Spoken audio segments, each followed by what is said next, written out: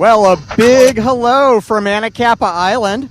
I'm Ranger Dave Began here on Anacapa Island, which is part of Channel Islands National Park. And I want to welcome all of you to Channel Islands Live. We have 3 schools from across the country joining us today. And so let's start off, since we're interactive, with a big shout out hello. I'm going to go one school at a time. And why don't we go from east to west? So let's start with Ohio. O.H. Summers, our good friends in Mogadore, Ohio. Let me hear a big shout out hello from all of you. All right. And as we make our way towards the west coast, we have a school in Idaho. We have Barbara Morgan STEM Academy. And let me hear a big shout out hello from all of you. Barbara Morgan, are you with us? They were muted. They're here. Okay, they were muted here. Well, now that you're not muted, let's hear a big shout out hello. Great. And don't worry about the mute. We're going to edit that out. Okay. And now on the west coast, just directly across the channel from me, about 14 miles away in Ventura, California, we have Thelma Bedell School from Santa Paula, but they're in our Park Visitor Center auditorium today. Bonnie is our moderator there. Bonnie, let's have a big shout out from everybody at Thelma Bedell. All right. And in addition to all of you students, we do have many, many people, probably thousands watching us today over the internet. They can't ask us questions directly, but they get to hear your questions, and they get to hear what we have to say today. And you would think that because I'm here on Anacapa Island and we're live, that we would be spending our day telling you all about Anacapa Island and the rest of Channel Islands National Park. But that is not what we're going to do today. We're going to tell you a little bit about it, but most of what we're going to talk about today is going to relate to another island and to the story of the book that I'm holding up. Now, I know you've all read or are reading and have studied this book, so all 3 schools, let's give a big shout out. What is the name of the book that I'm holding up right now?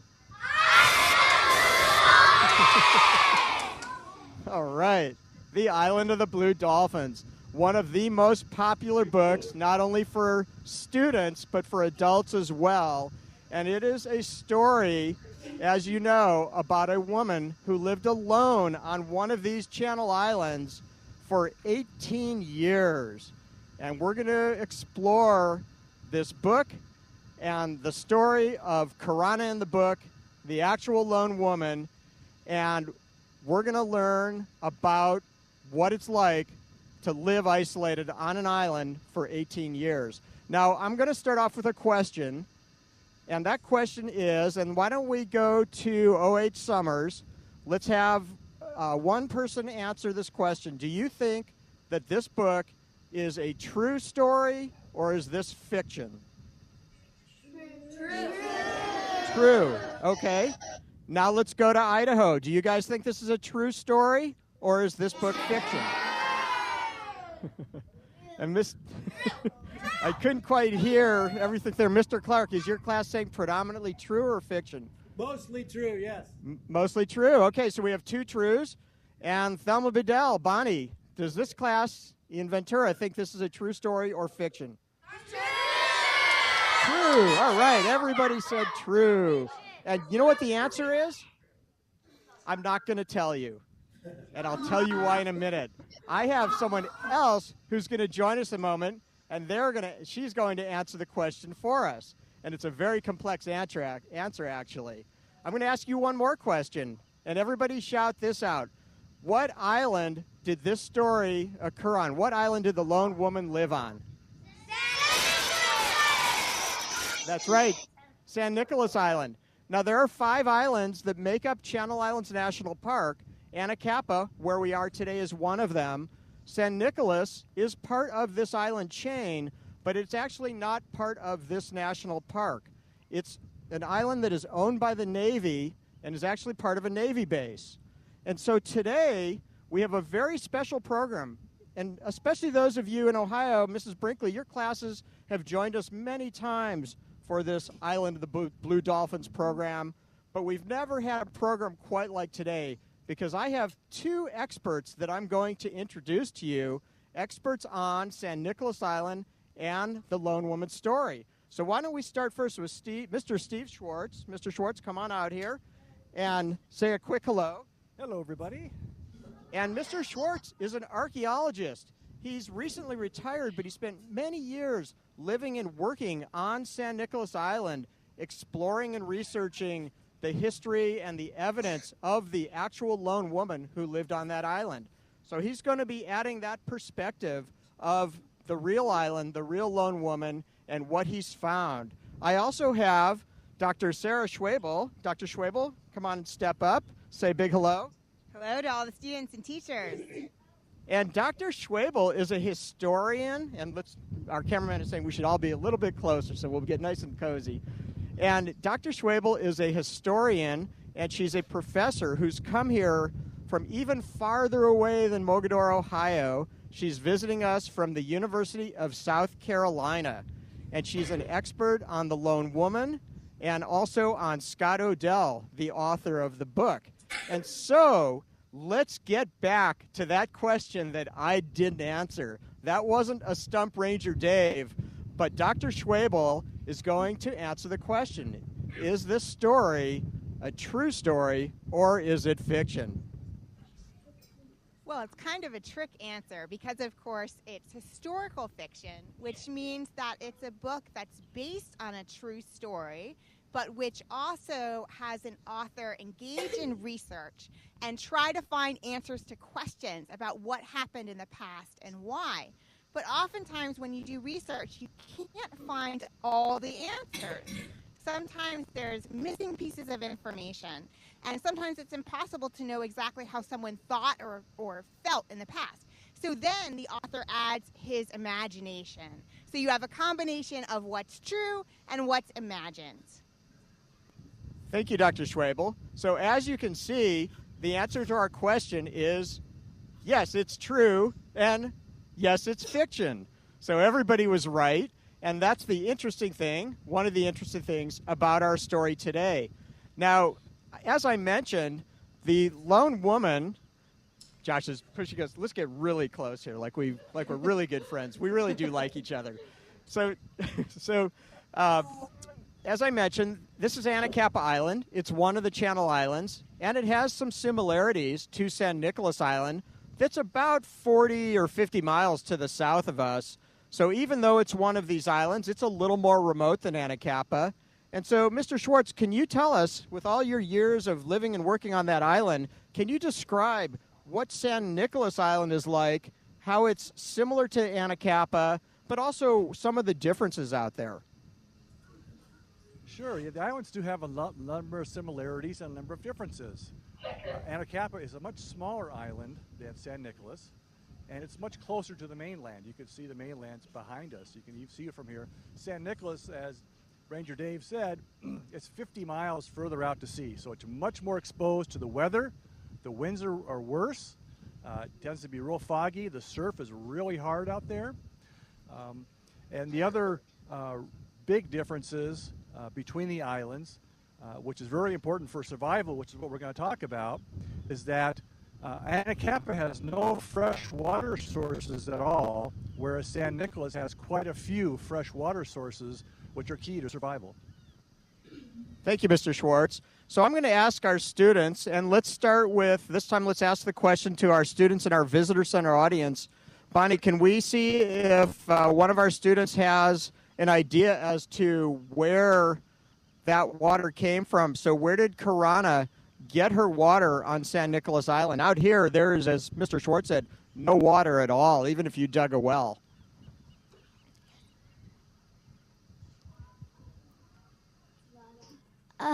Maybe from the sprint.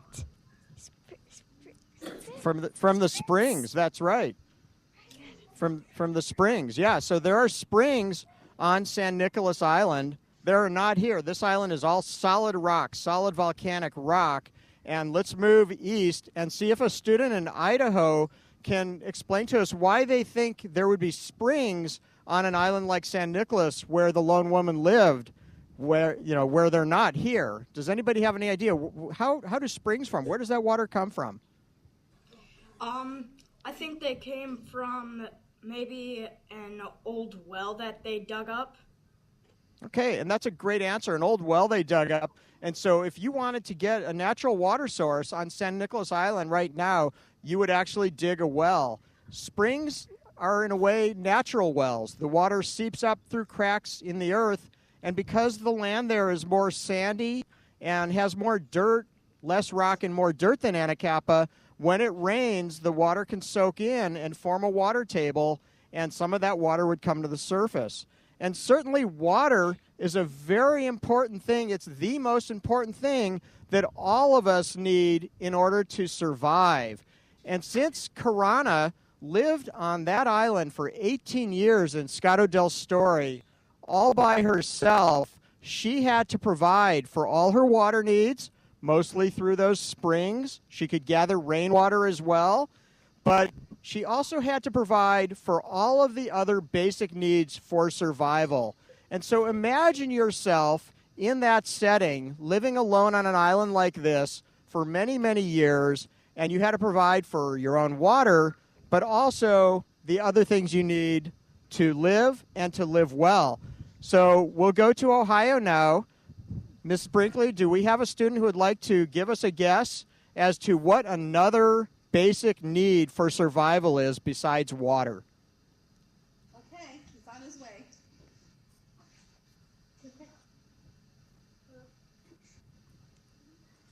Shelter. Shelter, that's one great basic need, and we are definitely going to explore shelter today. We have an interesting story to tell you about that. Let's go to Idaho. What's another basic need that Karana or any of us would have in order to survive? Yeah. Why don't you go up to that mic? You would need food. Food, yeah.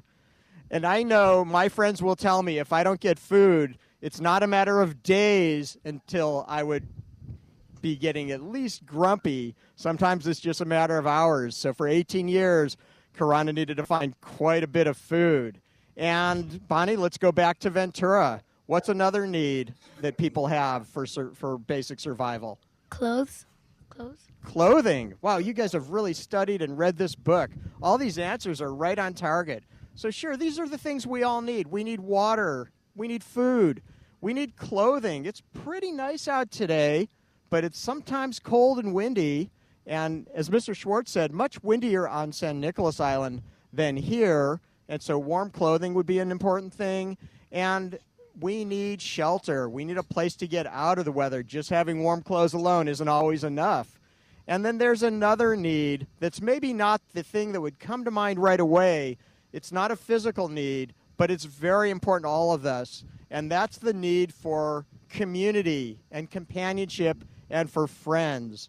Now, I'm lucky. I have 2 friends with me here today. 3, really. Let's count Josh, our photographer. Josh, you're our friend, right? He's giving a little yes on the camera there. But if I was here alone, as Karana was, or as the lone woman was, what do you think would be the thing that would be most important? Would it be having friends, having food? We've already said water's number 1, clothes or shelter. Let's go back to Ohio. What do you think is the most important of all of those? What do you think, guys? Food. For me, it is. I've already described why. The real answer is they're all important. Without all of those things, you can't live a good life. And so, with that, let's start with food, since that's what you think or have shouted out is the most important one after water. And so, how do you think Karana got her food? So, Mr. Schwartz, perhaps you can tell us something about the evidence you found on the island that will help us learn about how Karana got her food and what she ate. Certainly. We have lots of evidence, and the evidence comes from what we call midden soil. Midden soil is a dark soil that has shells and bones in it, which are the remains of all the meals that people have had primarily, as well as other things that have been discarded over the years. And in those middens, we find lots of shellfish, abalone, and mussels, and crab and lobster and all kinds of great stuff because they're very obvious to see. But if you get down and look more carefully, you'll see there's actually a lot more fish bone in the midden. But it's very, very small, hard to see. So they were eating a lot of fish and a lot of shellfish as their primary source of food. Okay, thank you. So that tells us what the evidence has shown on the island about what the lone woman actually ate. And Dr. Schwebel, we have some items we'll show you through the course of this program that help describe what we're talking about. And so, Dr. Schwebel, what does the book say? What did Scott Odell say about this type of food and about what the lone woman did for sustenance?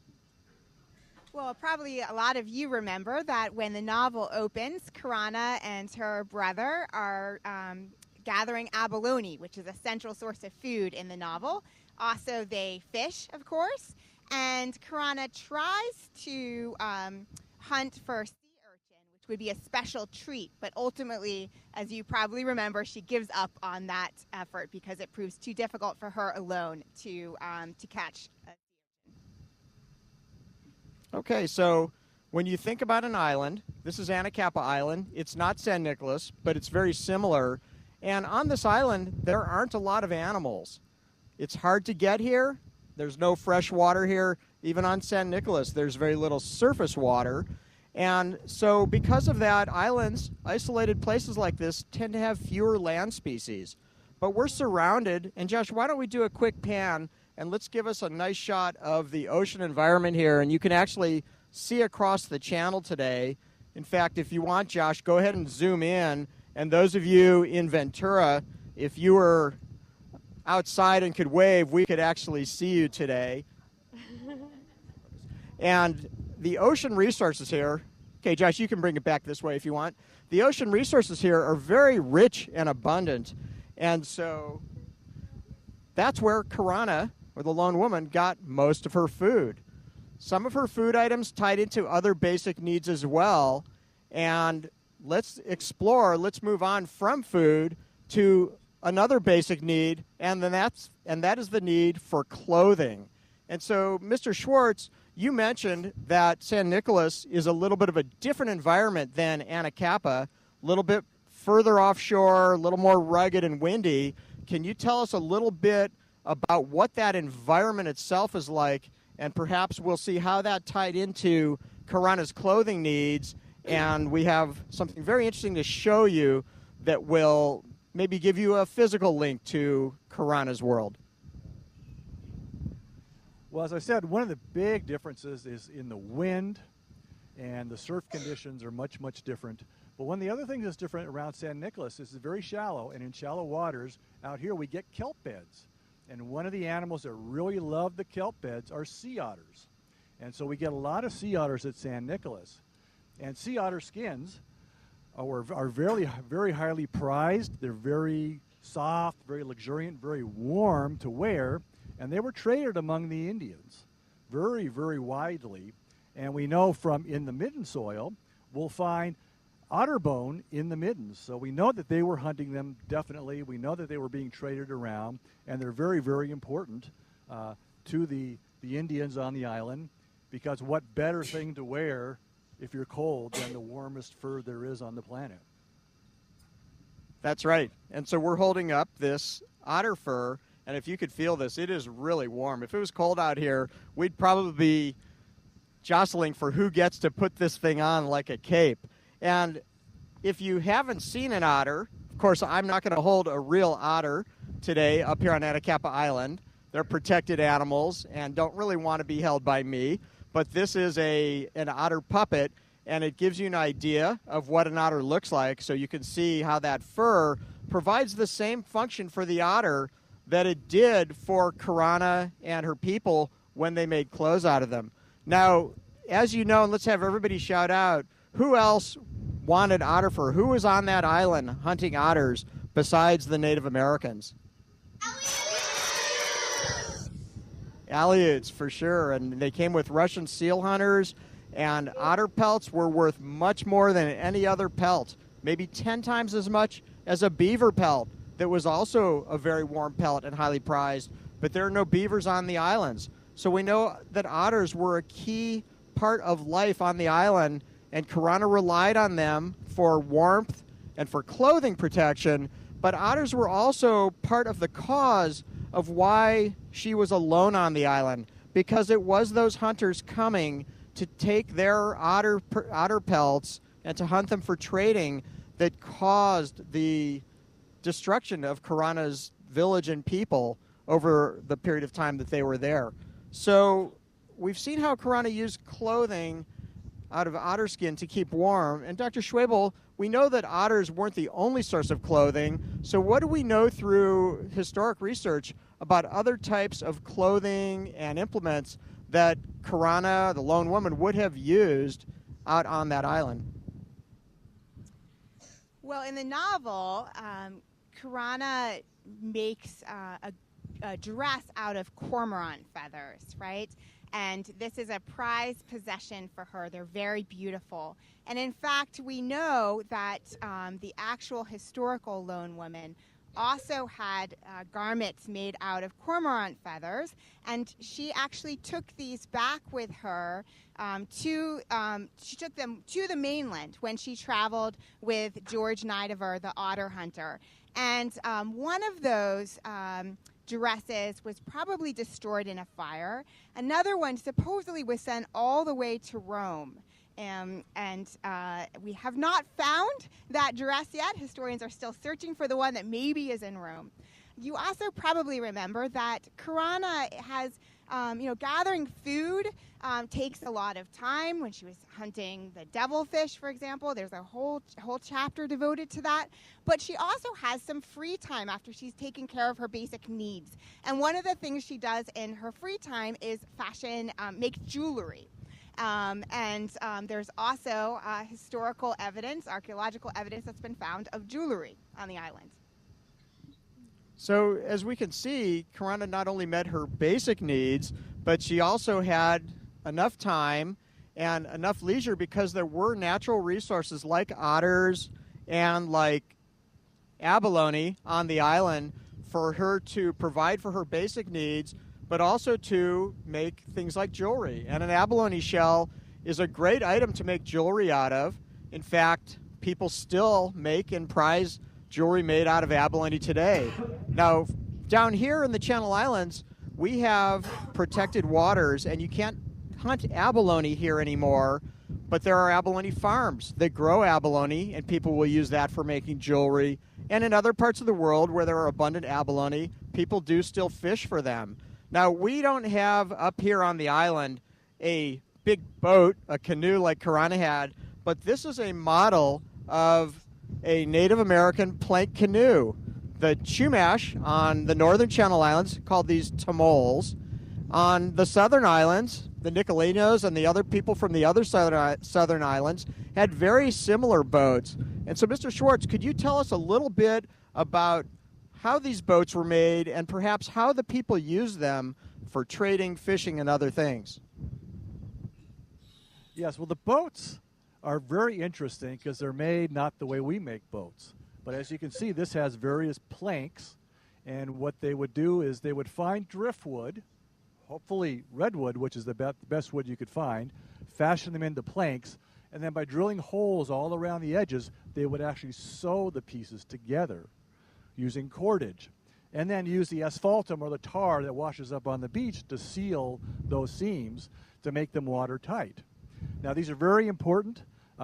This is the way that you would get out to hunt otters or to hunt or fish for various species of fish. Some you can catch from shore, but some you have to go out in the kelp beds to get.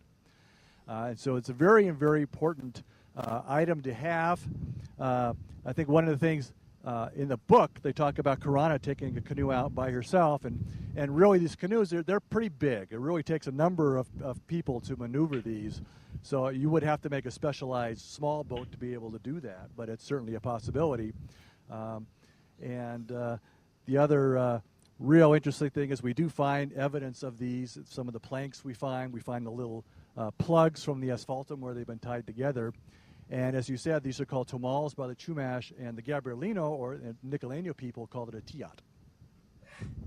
Okay, so thank you. So we're seeing through our examples today, examples of how the story that Scott Odell wrote where he used his imagination to make guesses at the unknown parts of the lone woman's story. He called her Karana. And in the book, Dr. Schwebel, she did have a boat, correct?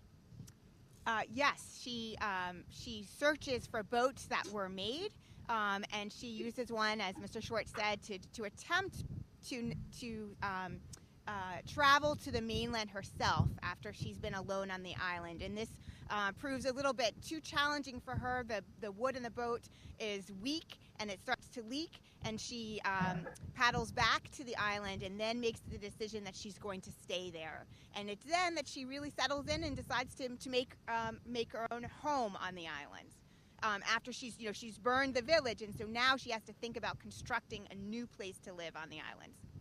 And that's a perfect lead-in to another basic need, the one we spoke of earlier, the need for friendship and companionship. Mr. Schwartz has told us there's been evidence they found of people having made boats, bits and pieces, on the island. And Dr. Schwebel has told us that in the book, Karana had a boat and tried to escape. So let's go to Idaho. Why do you think Karana, this may be a simple question, would have tried to leave the island, which was her home for her whole life, on her boat? You need to speak into the mic. Because she was the only one there and it might be lonely.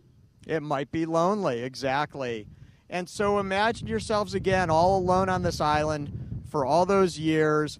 And how do you think that would make you feel? Let's go to Ohio. Let's have we'll get an answer from each school on this.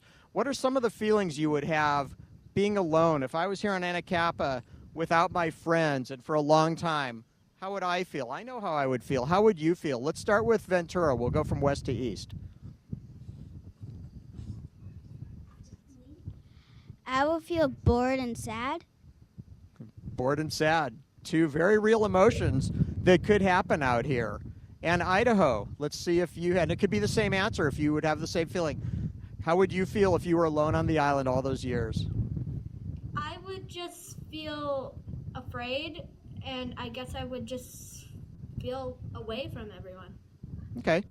Distance, afraid, bored, sad. And Mrs. Brinkley, let's have a student from your class tell us how they would feel alone on an island. I would feel sad and afraid. Okay. So we're seeing very similar answers and very common answers, very real emotions. And so we can suppose or imagine that Karana, the actual lone woman, had those same feelings. So Dr. Schwebel, can you tell us a little bit about how the lone woman, how Karana in the book was able to compensate for that? How did she find companionship? Well, everyone needs to feel connected, right? To not entirely alone. So when Karana realized that she was completely alone on the island, she had to make a tough decision. She was, of course, very angry at the wild dogs in the novel because she knew that they had killed her brother. But ultimately, when she's seeking revenge, trying to kill the lead dog, she decides to put aside her anger, and she befriends that dog. And that dog then becomes a close friend, her most important friend on the island. And later in the book, we see the same kind of thing when Tutak, who's an Aleutian girl, right? And again, these were her enemies, but she realizes how important friendship is, and so she turns aside from her anger and decides to become friends with Tutak. Okay, so we've seen how a basic need that's not a physical need is also very important and will drive people to action and will affect people's emotions. And so those wild dogs that became her friend were also tied into another need. We've discussed the aspect of weather as a need for shelter, as a need for clothing, but also as a need to have a place to live, to get away from hazards and from predators and from the elements. And so we know that there was something that Karana used to fill that basic need. And Mr. Schwartz, can you tell us a little bit about what you found in the archaeological evidence about what kind of shelter the lone woman lived in? Well, we know from the historical accounts and archaeological studies, too, that when the lone woman was found, she was in a whalebone hut, which is a hut made from whale bones. But then the whale bones, in this case, they're the ribs that make up the structure with brush probably interwoven around it. So it's a decent structure to kind of get you out of the wind, but it's not much good if it's raining or stormy. So you want something much more substantial than that. And we know from the archaeological record we have found where there are some like semi-subterranean homes that were kind of dug down into the ground, so they're a little lowered to get out of some of the wind, and maybe covered with seal skins or something for a cover. But in all the accounts of finding her, they acknowledged she was found in this brush hut, but she was really living in a cave nearby. And a cave, of course, would be the ultimate ultimate place to live, since you're completely out of the weather, dry, and out of the wind, and it's the most perfect place that you're going to find to live on. Okay, and what I'm holding up here, I'm not super strong or super large, so this is not actually a whale rib bone, but this is a dolphin rib bone. And if you want to get technical, it is a whale rib bone because dolphin are small whales. But this gives you an idea of the kind of frame that the people on the islands could have used to make their house. Now, we all live in different types of shelters. Everybody just shout out, where do you live? Is it a house, an apartment, a condominium, a trailer, a tent? Everyone shout out, where do you live? Yeah, so I've heard all of that and more. Now, everybody who lives in a cave, shout out, I live in a cave. A few of you do. I wish I lived in a cave. That would probably be pretty cool. But I know that most of you don't live in a cave. There may be one or two of you live in a place where there's caves and have a cave house. That would be really cool. But what Mr. Schwartz just told us about people living in caves and the lone woman living in a cave on San Nicolas Island is something that we know and we think happened. And actually, let's go to Dr. Schwebel. Tell us what the historical record says, why we think Karana lived in a cave. And then we're going to go back to Mr. Schwartz with an exciting thing to tell you about an exciting recent discovery. Well, there are historical accounts that talk about the kinds of shelters on San Nicolas Island. So, for example, archaeologists who found whalebone pieces that they are sure helped form structures, and also historical maps that were labeled with Indian cave. And so that gave people like Mr. Schwartz, archaeologists, an idea that, well, if it's labeled on the map, then even though we can't physically see a cave on San Nicolas Island, there must be one there. So as you can see, when we're doing research, when people research history, there's a combination of things that are involved. One is just analyzing human nature and what our needs are, the things we've been talking about so far today, but also historical research through old documents and newspaper accounts and things like that, photographs, but also the actual evidence, archaeology, digging through the past in a very physical and real sense. And so we're going to do something, we're going to try this. We haven't done this before, and I don't know if it'll work very well or not, but we're going to give it a shot. So I'm going to give the microphone back to Mr. Schwartz, and he's going to tell you about this exciting recent discovery that ties into a cave. And while he's doing that, I'm going to sort of slip around behind out of the picture, and I'm going to count off a number of steps that will take me back to a distance of what we think the size of this cave that Mr. Schwartz is going to tell you about was, just to give you an idea physically about how much space we're talking about and what this find involved. So, Mr. Schwartz, here you go. Thank you. Yes, although the historic accounts indicate that she had been living in a cave, archaeologists had scoured the island many, many times over, and no one's ever found a cave. And so this led to a bit of a dilemma where we're trying to, connect with the historical accounts with the archaeology, and they weren't really quite meshing up. So it took quite a bit of time, and it took a lot of research and finding old maps and different versions of old maps and finding the actual field notes that go along with the old maps to finally pinpoint a spot where people were saying that's where her cave was. And I would go there, but there's no cave there. It's just a piece of ground, you know. And so we started to think, well, maybe the cave has collapsed or maybe it's been buried. So the only way to find it is going to be by digging. And so we started digging, and I tried digging there for over many, many years, many times, back over 20 years worth of trying to find this cave. We could never find the cave. There was no evidence of anything below the surface.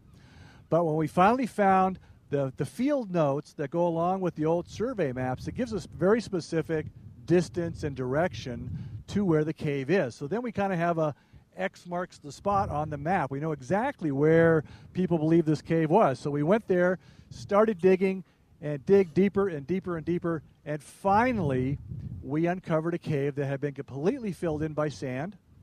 And as we removed the sand from the cave, we ended up with a cave that stretches all the way back to where Ranger Dave is standing, about 75 feet back, and actually it probably goes a little further back, and it's about 10 feet tall, so up over his head, and about 15 feet wide. So it's, you know, quite a large cave. It would have been a very, very comfortable place for her to be living. And it's also so big that we presume that people had lived in this cave long before her time. And so probably there's thousands of years of occupation in this cave, but we're quite certain that where this cave is where she had been living.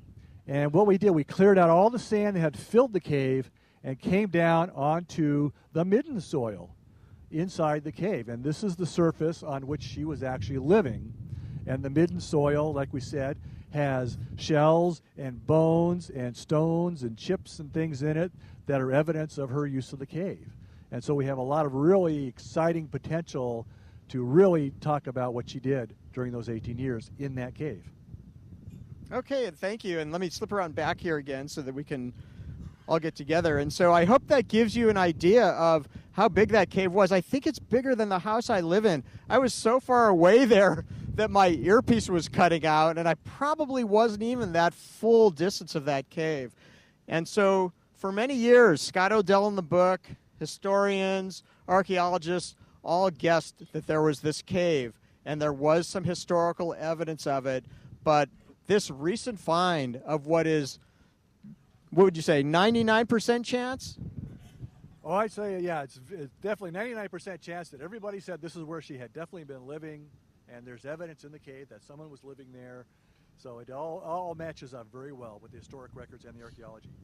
Okay, so we can say with a high degree of certainty that the Lone Woman's Cave, the Karanis Cave, has been found, has been excavated, as Mr. Schwartz said, down to the level of what would have been the floor, and they have found, Mr. Schwartz himself has found the shells that we talked about when we described middens in the beginning. So the actual evidence is once again coming back and supporting what was imagined by Scott Odell in the book. So Mr. Schwartz, as you continue to do excavation there, what do you expect? What do you think you might still find? Is there more to find in the cave of the Lone Woman?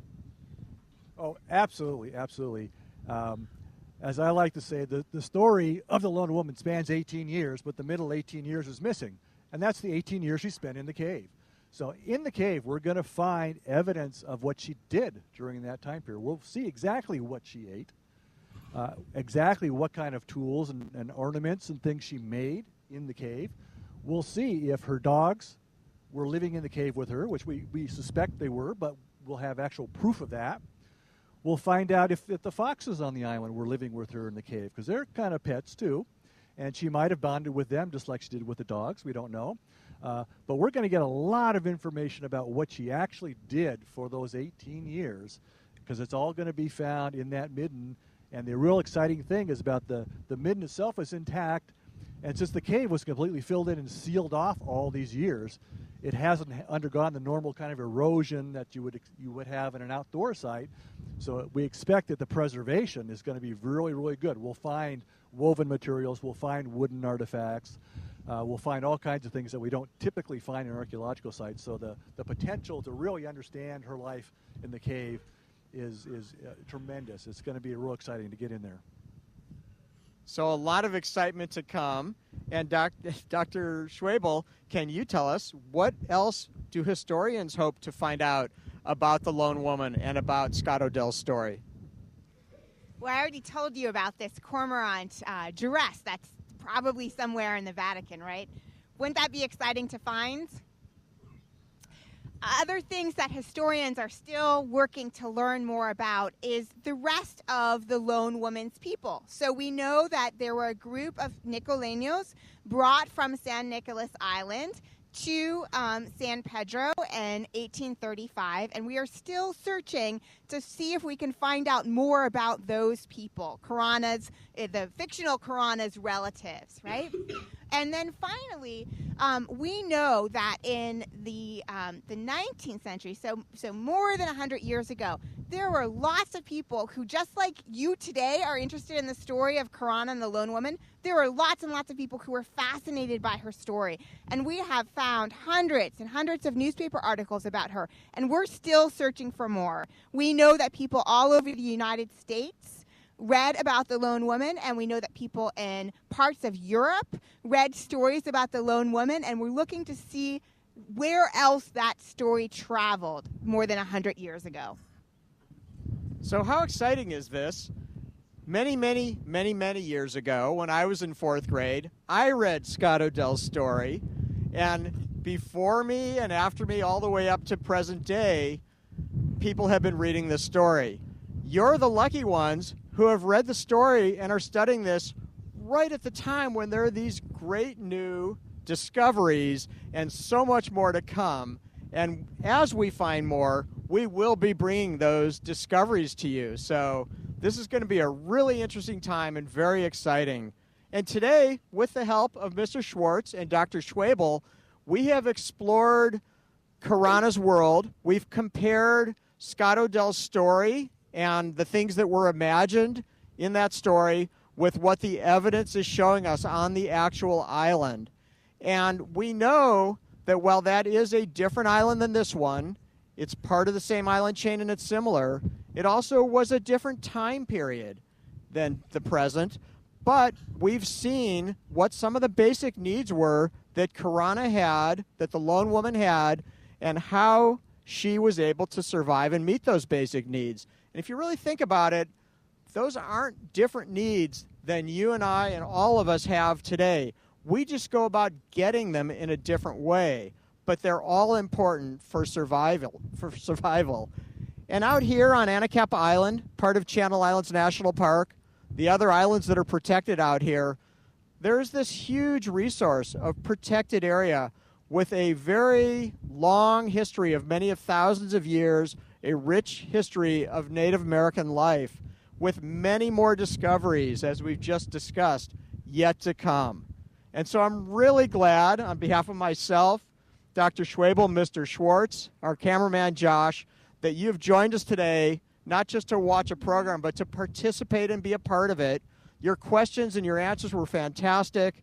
You're all very smart people who have really learned this story, and I want to thank you all for joining us today here on Anacapa Island for Channel Islands Live. Thank you and goodbye.